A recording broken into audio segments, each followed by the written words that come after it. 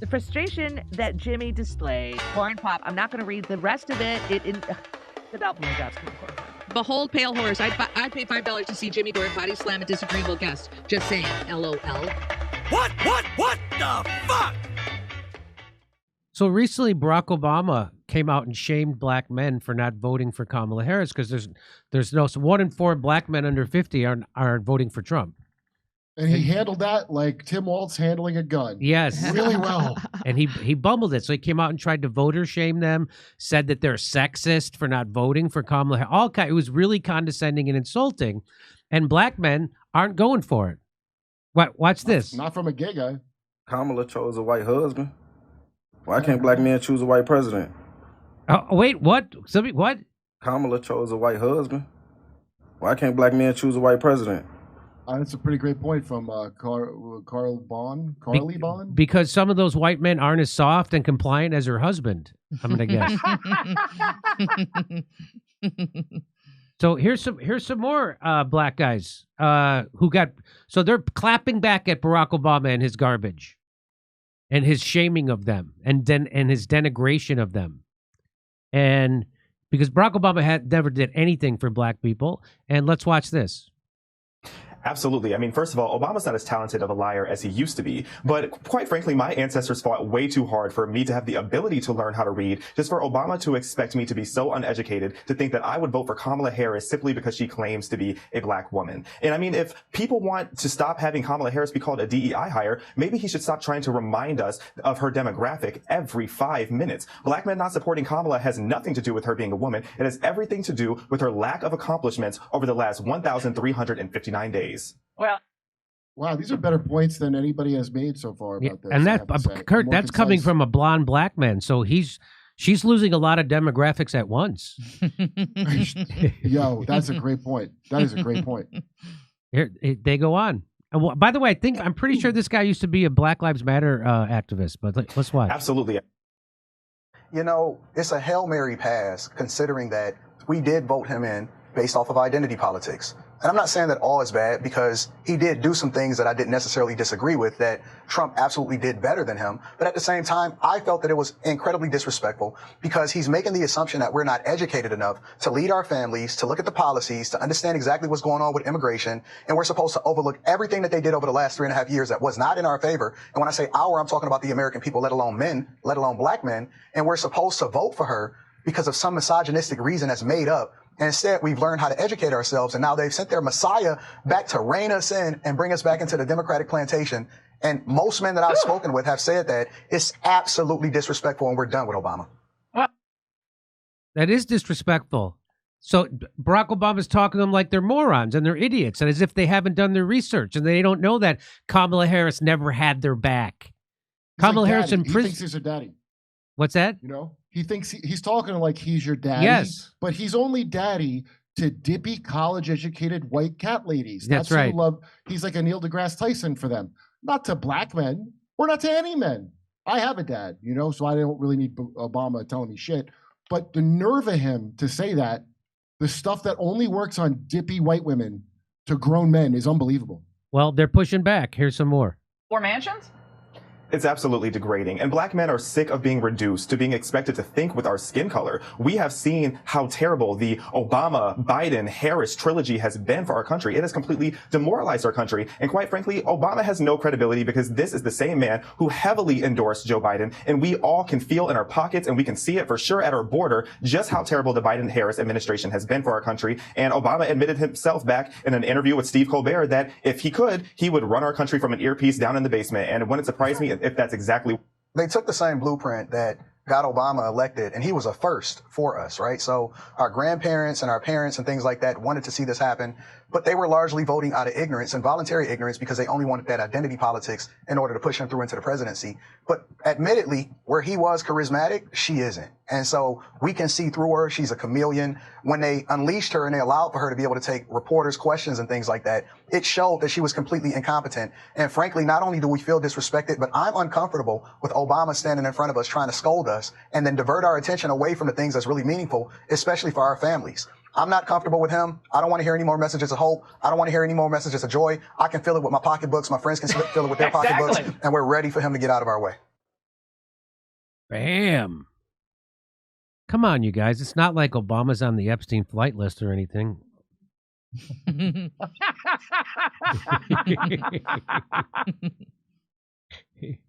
I can't emphasize enough that being a young black voter, it feels like the Democrats are constantly trying to gaslight me about my own reality. I know how expensive food is. I know how expensive gas is. And I know how many illegal immigrants are running around in Los Angeles. We are sick and tired of being expected to feel good with Barack Obama, or now they're trying to put the ovarian version of Barack Obama up there and tell us that she is talented. She is absolutely not talented. And on behalf of black men. Oh, this guy's killing it. Yes. See, he's former BLM. I always want to I bring this to Democrats every time. I like to bring up the lockdowns. I like to bring up BLM. Hey, whatever happened with BLM? Did that ever work out? How did that work out? We just don't talk about it no more. This guy remembers. That's a great slogan, the ovarian version of Obama. Time to turn the page to the ovarian version. Walt's included, by the way. Yeah. So if black men isn't enough, here's a black woman. She's going to lay it down for you. This message is for Barack. Ain't never did a fuck ass thing for niggas in the 8 years he was in the White House ever. Obama. Keep black men's name out your motherfucking mouth. We not about to do. You know, according to insider info, there's probably a lot of things Barack Obama should keep out of his mouth, but that's definitely on the list. It's not their names that go in his mouth, sweetie. no paddle boarding for me. You go ahead without me, thanks. Did you see somebody on Black Twitter made a meme that Obama likes Snickers with the veiny side down so he could feel it on his tongue? Okay, hey God, that's funny. Hey God, she's got some more to say. Yeah, that's what we not about to do. And I'm a black woman that's not playing with your motherfucking ass, Mr. Biracial. Okay? You ain't did a fuck ass thing for us in the 8 years that you was in the White House. And you think you gonna pop up during an election year and try to scold black men for not wanting to vote for your candidate? Have you lost your fucking mind? I need you to go back into whatever cave and hole you fucking came out of and stay there. You're not about to come out and try to disrespect black men. We're not about to fucking do that. And this is a black ass woman telling you that. It's not happening. I'm not going for it. If you thought that I was going to hop on a bandwagon and be like, yeah, tell them, fuck no. Be quiet.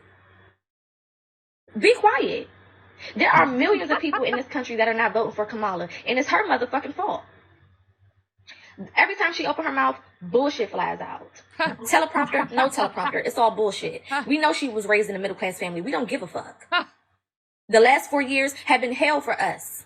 And you sitting over there with your millions of dollars, and you want to reemerge, come out of hiding when they need you, and then you're going to point your motherfucking finger at black men? It's not motherfucking happening. What Iyanla said, not on my watch. Not on my watch.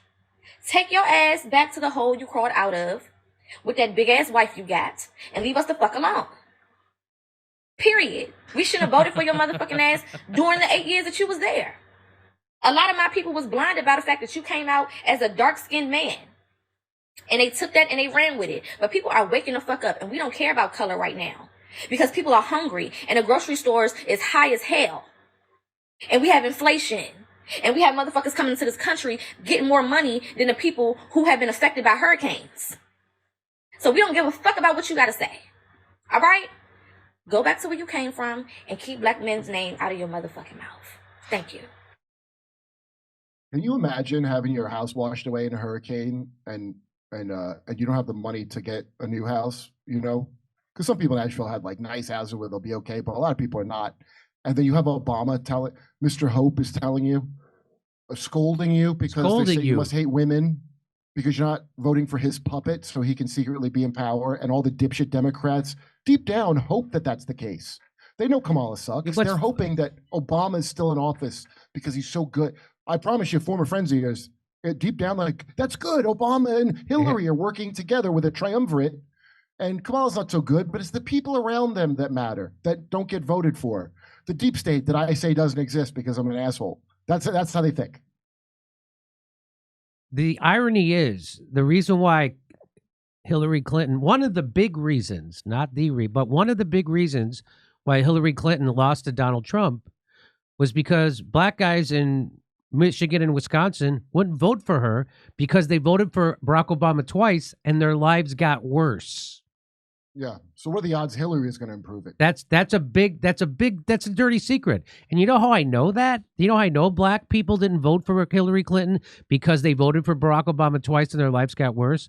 Because the New York Times went to black barbershops in Milwaukee and other places and interviewed them. And that's what they told the New York Times. And the New York Times had the balls to print it. That's why we have Donald Trump. Not because people loved Donald Trump, but because Barack Obama screwed over people and didn't do anything to help people of color. That's why. Because they know voting didn't make a difference. I also was for Obama for identity reasons because I was like, oh, well, let's try, you know, like a really stupid reason when I think about it. So everybody, you can fool people with that once in a country with a history of they said it could never happen. In fact, I don't think it could never happen. I think the establishment wanted to make sure it couldn't until they were comfortable with the skin color person doing exactly what they want, which is Obama. Do you know what I mean? Yeah. I don't think actual real people are really this racist at all. I think it's the people that run things where it's useful for them for you to hate your neighbor. And they go, well, you know how you could never have a woman or a black guy be president? Yeah, you could. Anybody that's going to say the thing that's helping me, I'm for them. Do you know what I mean? Like yes. And that's most people. It's a luxury to be able to worry about skin color. Before she said it all already better than me. But if I can't eat, I don't really care about the identity of the person. It's not a beauty pageant. Okay, they're supposed to be doing things. The reason why we have Donald Trump is because Republicans and Democrats turned their back on workers about 30 years ago. And that started with Bill Clinton. Bill Clinton passed the NAFTA Act, which cut the legs out from underneath working people ever since. That's why. And when Donald Trump went to Detroit and he told the heads of the auto manufacturers, said, if you ship these jobs to Mexico, I'm going to put a 35% tariff on these cars and nobody's going to buy them. And that's when working people are like, ah. That's how bad the Democrats and Republicans have been towards workers. Well, they think you're an idiot. That workers would embrace Donald Trump because he was at least saying something like that, and he's saying it again. Yeah, if we can't have someone good, we might as well have someone you assholes hate. That's right. We might as well have that. That's right. We might as well burn the goddamn house down. That's with right. you in it. That's what we might as well do. All right, that's it for today, Kurt. We'll see you Wednesday, I guess. Hey, by the way, we're going to be in Cleveland, so we're going to Columbus, Dayton, Ohio, Dayton, Ohio, Cleveland, Cincinnati, and then Lexington, Kentucky. Oh, Columbus! Say hi to Leslie Wexner when you're there. That's his town. I hear. Is it Louisville or Lexington, which is shit lib central? I guess we're going to find out. I guess one of them. I'm going to guess Lexington more than Louisville. I'm going to guess, but I don't know. Okay, so I've been to them, and I could have sworn. Have we ever played Lexington before? I don't think so. It sounds familiar. This is our first time in Shitlib Lexington. We'll see what happens. That sounds like a place you move to not have to live in downtown Louisville. Yeah. You know? And that's why it would be Shitlib. Like, it's only an hour away. Yeah. Here, you want me to... Are you doing Hilarities? No, in Cleveland, Hilarities was booked. Oh. We're doing the Funny Bone, which used to be the old improv there. Yeah, my family lives out there. What's that? My family lives out. That's where my whole family's from, is Cleveland. Oh, really? Mm-hmm. Tell them I'll put them on the guest list. I think they don't care. I think your comments about Israel may make it hard for them to say. Okay. All right, bye, guys. All right.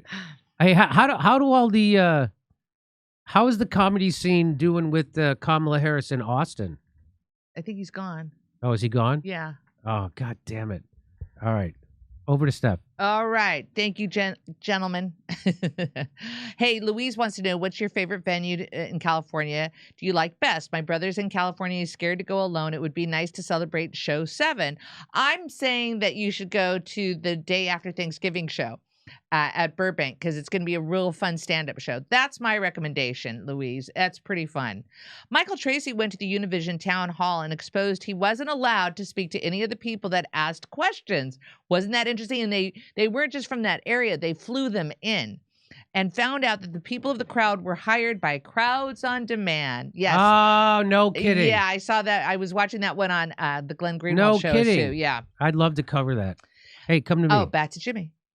Hey, today's economic environment is still really stressful for a lot of us. But with the Fed finally dropping interest rates, there is no better time than now to put you and your family in a better financial position. If you're a homeowner, American Financing is helping thousands of families just like you who have been putting everyday expenses on credit cards get out from underneath that debt by tapping into their home's equity. American Financing is saving their borrowers over $800 a month on average. $800 a month. That's like a $10,000 raise at work. And it costs absolutely nothing to find out how much you can save. They are closing some in as little as 10 days. And if you start today, you may not have to make next month's mortgage payment. There is no better time than now to turn your situation around. Call today, 888-804-0303. That's 888-804-0303, or visit AmericanFinancing.net/Jimmy. I got one more. Hey, the economy has been a major burden to the average American. Wages are flat, expenses are up, and it's very hard to manage to pay all the bills without grabbing for your credit card. If you're a homeowner and you're frustrated with that cycle, I need you to make a 10-minute no-obligation call today to our friends at American Financing. Interest rates are coming down and are now in the low fives. And if you're constantly carrying credit card balance each and every month with the rate in the 20s, American Financing can show you how to put your hard-earned equity to work and get you out of debt. Their salary-based mortgage consultants are saving their customers an average of $800 a month. And if you get started today, you may not have to make next month's mortgage payment. Call American Financing today at 888-804-0303. That's 888-804-0303, or visit AmericanFinancing.net/Jimmy. Over to Steph. Okay, we're going to do locals. We'll do that in about 5 minutes, ladies and gentlemen. 5 minutes for locals. You know what? Can you do that? Can you give me Brownie? Thank you. And so I can have them do big screen while you two exit the room. All right, stand by. This is getting my dates for the upcoming shows, ladies and gentlemen. All right, big screen camera 4. And Jimmy and Misha, you can make your way out of the room to confer on titles. Is the duder. Jimmy needs Willie Barcena and George Perez on the show to talk about the immigration issue. Nice recommendation. Thank you. Kamala is losing the Hispanic vote like Chris Christie practices intermittent fasting. Mack truck. All right, you can show me. I gave up on stand-up and became a trucker. I couldn't stand the LA holier than thou attitude. Oh my gosh, it's even worse. And talking down to me. Oh my gosh, there's a lot of woke comics. By the way, probably every fourth billboard in Wisconsin is a Kamala Harris billboard. They want her to win there. It was a pretty close call, I believe, for Trump and Biden. FSL Walsh's Elmer Fudd. He's shooting at Daffy Duck. FSL. Did Tim Walsh shoot his testicles off while hunting? Wait, does Walsh have testicles? Mack truck. Y'all should give Kurt a half hour and let him go off on whatever he feels like talking about. Janice. Canister, people's behavior doesn't happen for the reason you think it happens. It's all about how close to their own truth people are, i.e., how much truth they're expressing for the sake of their parents, e.g., Aaron Hannister. Kel Smiley, I don't know. What's more embarrassing, Kamala Harris pretending to be black or Tim Walz pretending to be a man? Demon Fig, Jimmy, your thought on the reason why JFK files haven't been released is because once the truth comes out, certain family names will have to be removed from federal buildings, IG Dulles International Airports. Demon Fig, thank you. Goo81, be very, very quiet. Tim Walz is hunting Wabbit. Goo81, FSL. This is my weapon and this is my gun. This is one is for killing and this one is for fun. FSL. Mack truck, is Tim Walz really hunting? We will go, Elmer Fudd. More like Elmer Dud. Mack truck. Be very, very quiet. I'm hunting pheasant. FSL. Jack in a Box, does anyone remember the late night infomercials of evangelicals asking donations to send to Jews to Israel? I'm guessing they're stuck there now. Jack in a Box. Fee, we all know what Tim really pounds, and it isn't Diet Mountain Dew. November Bear, thank you so much. Snarky. Grasshopper 21, speaking of John Sturt and markets, John's brother Larry ran the New York New York Stock Exchange during the 2008 meltdown. John never revealed that nugget, and that's Grasshopper. Isn't it crazy how even in an ad supposedly made to target men, all they could do is talk about women's issues? Definitely written by a Jimmy Kimmel writer, Stosher. Thank you, Stosher. Christos Electronico is now a monthly supporter. Welcome, Christos. Where people learn to blame the victim, being raised by parents who mistreat them and say it's their own child's fault, and they have to believe it because there's never anyone who tells or shows them differently. Hannah, sir. Must.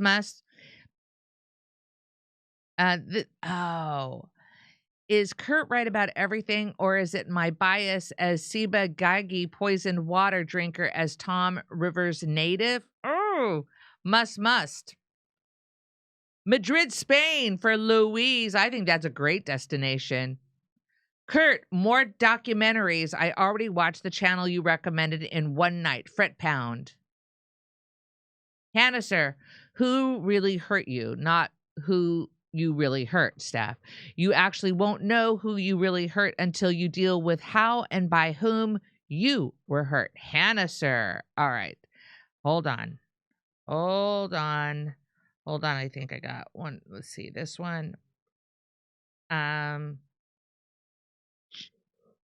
Jimmy, Scott is not a Nazi. He is Henry Kissinger. In order to save the village, we had to destroy the village. Remember in 2016 when the Times of Israel reported Trump saying, "You're not going to support me because I don't want your money," he told the Jewish audience. He also says, is there anyone in this room who doesn't negotiate deals? Probably more than any room I've ever spoken. And that's from Roger. Roger, Steph, turn to Kurt and yell, "Punks jump up to get beat down." He'll know what I'm talking about. Okay, I will try to remember to read that one when he's here next time.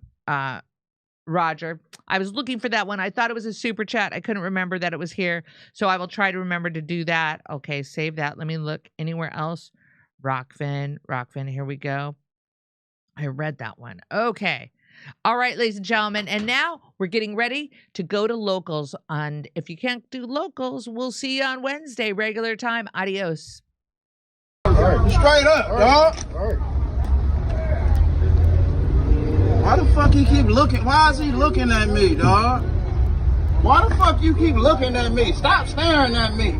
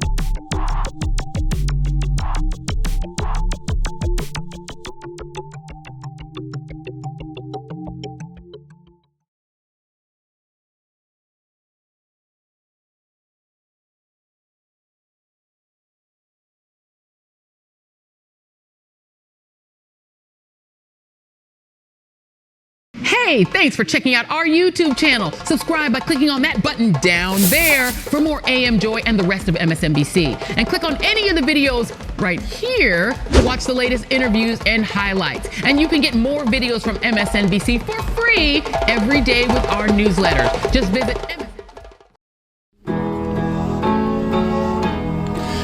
Isn't it swell? The memes make themselves. They found a rabbi hole, tunnels and all. There's Jews in the walls. Isn't it bliss? The rabbinical grace soiling the mattresses. Well, let me tell you.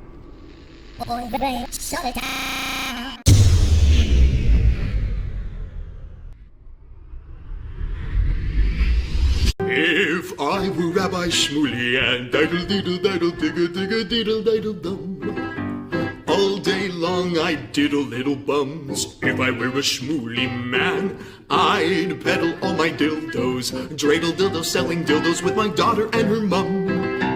If I were a Jewish Shmuley man, I'd be digging with a dildo in my bum. I'd wear a grotesque nose and go grab some goyim right on the nipple with a pinch. A Shabbos lap dance brace for the youngest mensch. At this time, more than any other time, you know, revolution is necessary.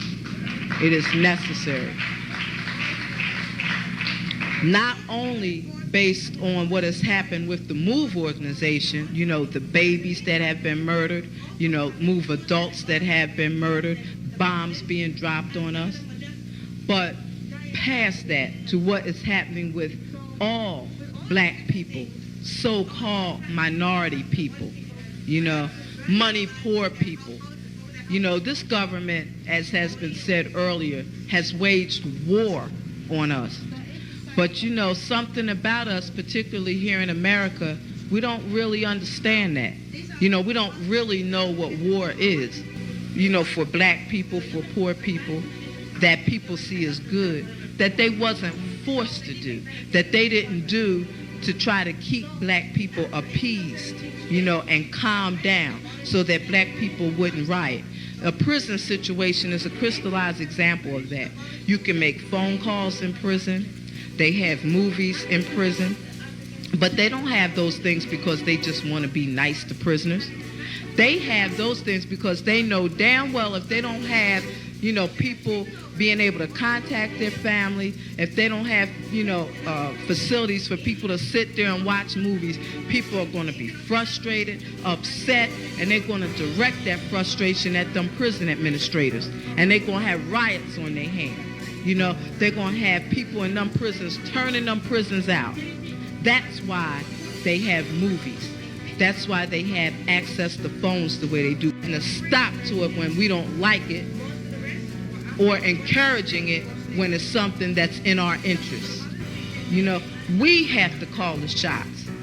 The people have to take the reins of this system and start dictating, you know, what we need, what needs to be done. And, you know, taking the initiative to do it ourselves. We can't rely on this system. I mean, you know, don't people see what's happening? Every single confrontation that MOVE people have been involved in, every single issue, you know, oppression, economic issues, every single issue facing our people, you know, is something that can be dealt with very, very simply. All people got to do is make their wishes known. All people have to do is stand up and say, listen, we're not accepting that. Unity is the key. Unity is the key to revolution. Revolution ain't nothing to be afraid of. It ain't nothing to shy away from. Revolution, contrary to what officials, you know, this system and those backing the officials running this system, you know, want people to believe that revolution means violence, you know, means blood in the street. I'm saying it can get to that point, but it don't have to be violent. You know, when people come together and take a strong stand on an issue, this government don't have no choice but to listen. Where you think they get their authority from? They don't have no power, but they do have authority to do certain things. Where you think they get it from? They get it from us, from the people. You know, they get it from us accepting the things that they do to be done to stop it. Then you have some people who want to then turn around and say, yeah, well, you know, it's the best we have, and want to make excuses. The time for excuses is over. It's over. You know, every man, woman, and child has to be involved in this revolution. Not only has to be, but is, whether you want to be or not. I mean, our babies gave their lives for this revolution on May 13th. You know, men, women, and children were murdered. And not just move babies, you know. What about all of the young men, women, you know, children 8, 9 years old shot down on the street by cops, you know, by drug pushers? I mean, you know, where do you think that mentality comes from?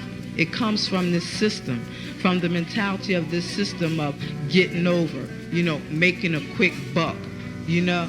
I'm saying that's where that needs to be done to stop it. Then, you know, what I want people to really, really understand is that it's past time. It is past time for poor people, black people, you know, to realize that this system has failed you. It has failed you. You can't get nothing from it. And what people got to do is withdraw our support from it and start doing for ourselves. That's what we got to do. You know, how long are people going to sit back and beg, you know, this government to do what's right when for hundreds of years all you've gotten is a slap in the face? All you've gotten is this government kicking your ass. That's all. That's all black people have ever gotten from this government.